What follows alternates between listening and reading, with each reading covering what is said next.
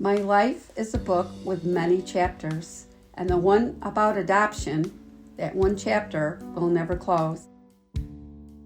I was born in 1957, and when I was 6 months old, I was fostered by a couple in Peterborough, New York, and was adopted at the age of 3. My birth name is Bertha Ellen Thomas, but my family changed my name to Ellen Joanne. It's not uncommon for adoptees to have their names changed, but I think my mother thought that if I didn't know my birth name, it would be harder to find my birth family. My adopted mother felt very threatened when I asked questions about my birth family or circumstances that led up to my adoption. I was told I was ungrateful. She would say she didn't know anything about my birth family. Growing up adopted wasn't easy. I never knew my background or who I was. I had a good home and loving parents. My parents had 3 biological children and fostered many other children, but I didn't feel I really belonged, feeling lost in my world around me. When my birth mom didn't come and find me, I always wondered where she was. Did she die during labor? Was she young? Was she raped? Did she just didn't care?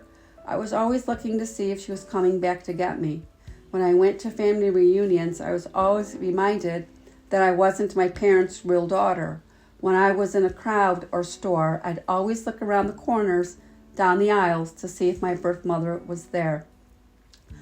My whole life, I felt like I wasn't good enough because my own birth mom didn't want me. I always wondered why she rejected me. The feeling of rejection started at a very young age and snowballed as I got older, went to college, and formed new relationships. Separation anxiety, transitions, self-soothing practices, feeling good enough are just a few things to list for adoption trauma. Before DNA matching websites, I looked for my birth family for many, many years. I actually got a Syracuse phone book and called every single person with the last name of Thomas. I asked aunt, uncles, and neighbors if they knew anything about my birth family after my adoptive mom passed away when I was at the age of 34.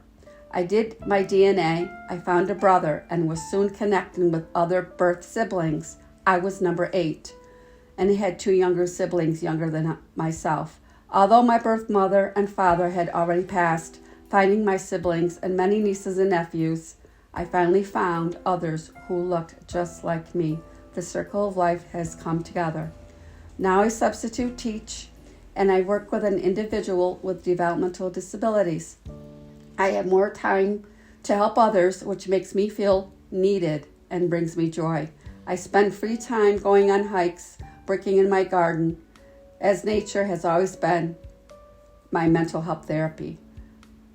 Even though I've had many challenging chapters in my life, I am now focusing on the things that make me the happiest.